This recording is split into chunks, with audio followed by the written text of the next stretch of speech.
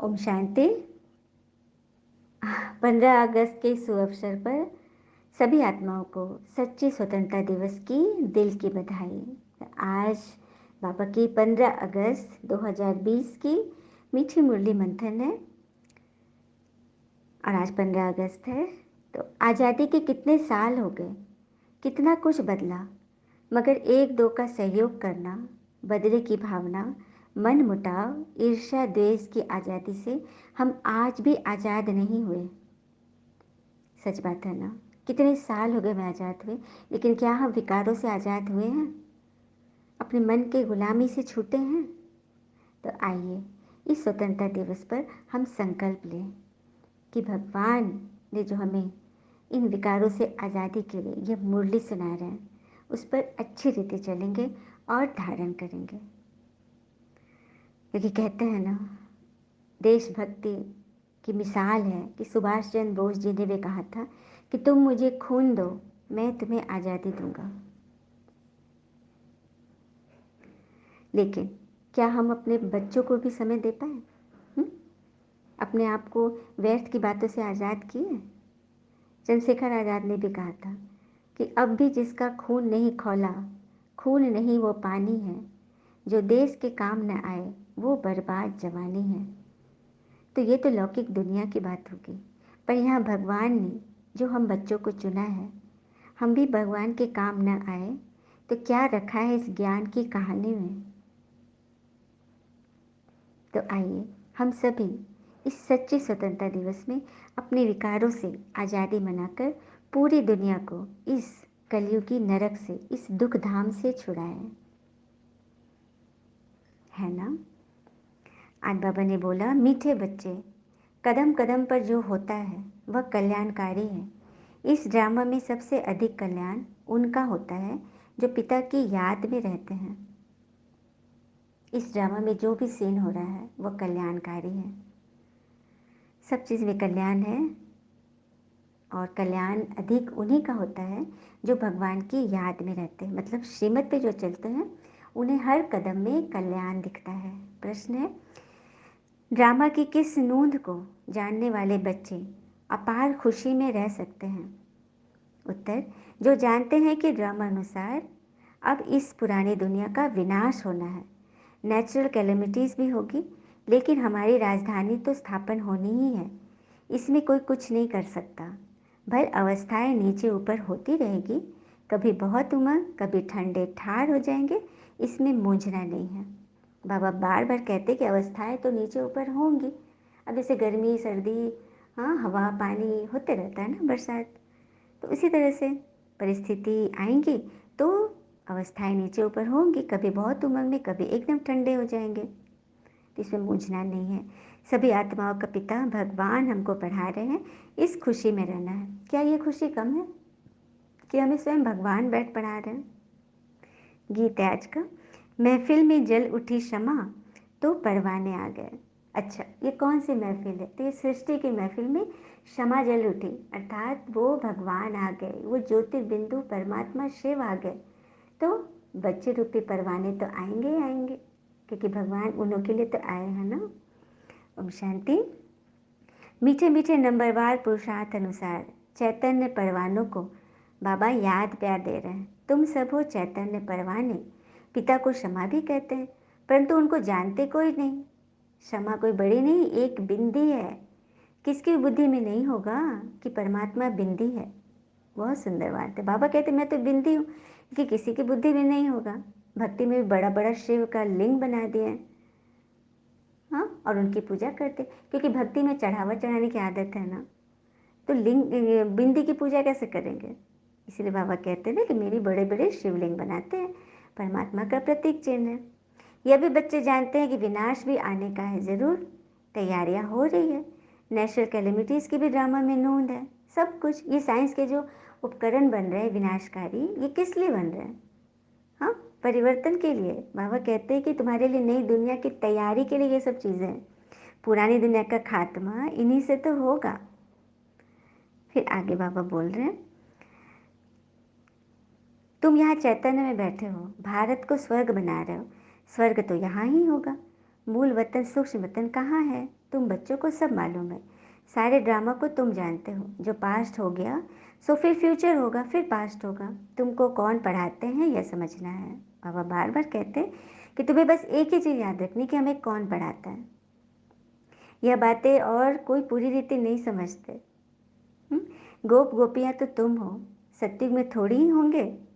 हाँ, यहाँ ही है, क्योंकि श्री कृष्ण की मुरली, परमात्मा की मुरली यहीं चल रही है और तुम बच्चे ही गोप गोपियाँ हो। सारा मदार एक ही बात पर है कि गीता का भगवान कौन। श्री कृष्ण को भगवान कह नहीं सकते, वह तो सर्वगुण संपन्न देवता है। भगवानुवाच तो एक परमात्मा शिव है। भगवान उन्हीं को कहा जाता है जो सभी धर्म के आत्माओं के पिता हैं, है ना। श्री कृष्ण तो सबके पिता हो नहीं सकते। उनके बारे में कभी कोई बाबा बाबा भी नहीं कहते और न ही वो किसी को बच्चे कहते। बच्चे कहने का हक सिर्फ शिव परमात्मा को है। बाबा कहते हैं काम चिता पर बैठने से तुम सब सांवरे हो गए हो।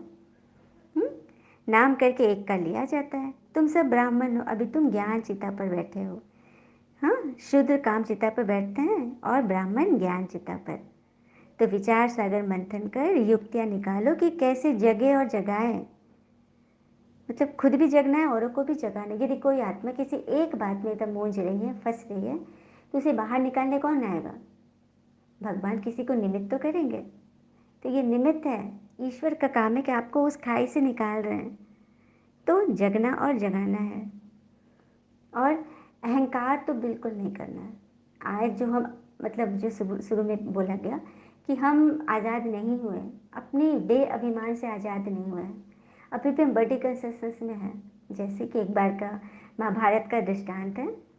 द्रौपदी जी को जब वो लोग जंगल में थे ना डिस्गाइज में, तो द्रौपदी जी को एक सुंदर कमल दिखा 1000 पंखुड़े वाला। तो उन्होंने सोचा कि कहाँ से कमल आया, मतलब उड़ते हुए आया उनके पास। तो सब लोग थे वहीं पे, भीम नकुल सहदेव अर्जुन सब लोग थे। तो द्रौपदी के मन में इच्छा हुई कि कहाँ से कमल आ गई, यदि ऐसा कमल और मिल जाए तो मैं कितना उसको श्रृंगार करूँ, अपने घर में झोपड़ी में लगा दूँ, कितना कितना खुशबू फैलेगा। तो भीम खड़े हो गए कि मैं लेकर आऊँगा। आखिर पत्नी थी उनकी, तो चल दिए वो कमल लाने के लिए। पता चला कि उस दिशा से वो उड़ के आया, उसी दिशा में वो बढ़ चले। और भीम को तो पता है कि कितने बलशाली थे और कितना घमंड भी था अपने बल का उनको। बढ़े जा रहे हैं, बढ़े जा रहे हैं। और कैसे बढ़े, ऐसे नहीं कि कुछ तूफान आ रहा है, कुछ पेड़ आ रहा है तो वो साइड हो जाए, नहीं। उनके सामने जो भी आ रहा है वो उसको हट करके हटाते हुए गिराते हुए जा रहे थे। और एकदम आवाज़ गूंज रही थी पूरे वातावरण में, तार तोड़ फूट फाड़, मतलब ऐसे करके झाड़, मतलब हर चीज़ को वो एकदम उखाड़ते जा रहे थे। और जैसे पेड़ फट से गिर रहा है तो कैसा आवाज़ हो रहा, धड़ाम।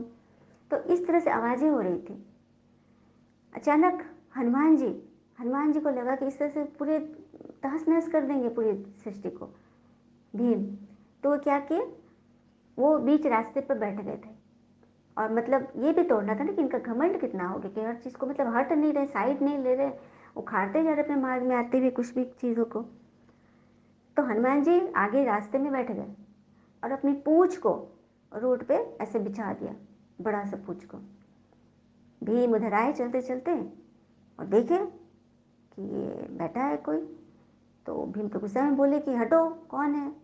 तो बोले कि मैं तो मामूली सा बंदर हूँ, तुम चाहो तो मेरी पूंछ हटा दो और चले जाओ। तो बोले क्या, पूंछ हटाओ? तो मुझ भीम कैसा बोले मैं मामूली सा पूंछ हटाऊँ। हनुमान जी बोलते हाँ बस हटा दो इसे, मैं तो यहाँ आराम कर रहा हूँ, बूढ़ा हो गया हूँ। तो जैसे भीम उठाने गया तो उसकी तो सिट्टी पिट्टी, वो हिला नहीं सका वो। तब उसको समझ में आया कि मुझसे भी बलशाली कौन है। उसका अभिमान वहाँ पे चूर चूर हुआ। तो ये करने के लिए हनुमान जी उनकी परीक्षा ले रहे थे, क्योंकि इस तरह से हम अभिमान में चलते जाएंगे ना तो हमारा सर्वनाश ही होगा। और सिर्फ अभिमान अपने रूप गुण बल का नहीं होता है। हर्ट की फीलिंग भी अभिमान है कि किसी ने कुछ कह दिया और हम एकदम गिर गए, फंस गए, यह भी अभिमान है। इससे तो कोई नहीं आज़ाद हुआ है ना। तो हमें अब सच्ची आज़ादी इससे दिलाने के लिए भगवान हमें ये ज्ञान सुना रहे, चाहे निमित्त कोई भी हो, यह समझना है। अच्छा, मीठे मीठे बच्चों प्रति भगवान की नमस्ते। हम बच्चों की भी प्यारे शिव पिता को नमस्ते। और बाबा दिल से सभी आत्माओं की तरफ से आपको very very very good morning. धारणा के लिए मुख्य सार है, पहली पॉइंट, सदा इसी स्मृति में रहना है कि हम गोपी वल्लभ की गोप गोपियां हैं। इसी स्मृति से सदा खुशी का पारा चढ़ा रहे। शास्त्रों में जो बातें कही गई है ना, वो सभी अभी, वो दृष्टांत अभी हम प्रैक्टिकली यूज कर रहे हैं। श्री कृष्ण की मुरली बजती थी, कैसे गोप गोपिका दीवाने रहते थे, सुध बुध खो देते थे। तो अभी का ये कहानी चल रही है कि हम सभी गोपी वल्लभ अर्थात भगवान के गोप गोपिकाएं हैं जो उनकी मुरली के दीवाने हैं। इसी स्मृति से सदा खुशी में रहना है। दूसरी पॉइंट, अभी तक जो कुछ पढ़ा है उसे बुद्धि से भूल पिता जो सुनाते हैं वही पढ़ना है। हम भाई बहन हैं, इस स्मृति से क्रिमिनल आई को ख़त्म करना है। माया से हार नहीं खानी है। क्रिमिनल आई, किसी के बारे में एक सेकंड भी व्यर्थ आ जाना, किसी के ऊपर दृष्टि कुपित करना क्रिमिनल आई है। इससे हमको बचना है। हम आपस में एक हैं, भाई बहन है, भाई भाई हैं। माया से हार नहीं खानी है। जहाँ हार खाते हैं, माया को जहाँ प्रवेश कराए कि फिर माया तो पूरा तमाशा बना देती है। तो इससे बचना है। अपनी चेकिंग खुद करनी है। वरदान दिया पापा ने, रियलिटी द्वारा रॉयल्टी का प्रत्यक्ष रूप दिखाने वाले साक्षात्कार मूर्त भव। रियलिटी द्वारा रॉयल्टी का प्रत्यक्ष रूप दिखाने वाले साक्षात्कार मूर्त बनो। अर्थात अभी ऐसा समय आएगा जब हर आत्मा प्रत्यक्ष रूप में अपने रियलिटी द्वारा रॉयल्टी का साक्षात्कार कराएगी। रियलिटी अर्थात सच्चाई, सफाई, रियल चीज़, बनावटी नहीं, अपने रियल गुणों को दिखाना है। तभी हम रॉयल्टी की ओर बढ़ेंगे। हाँ, हम राजाई घराने के संस्कार हमारे अंदर आएंगे।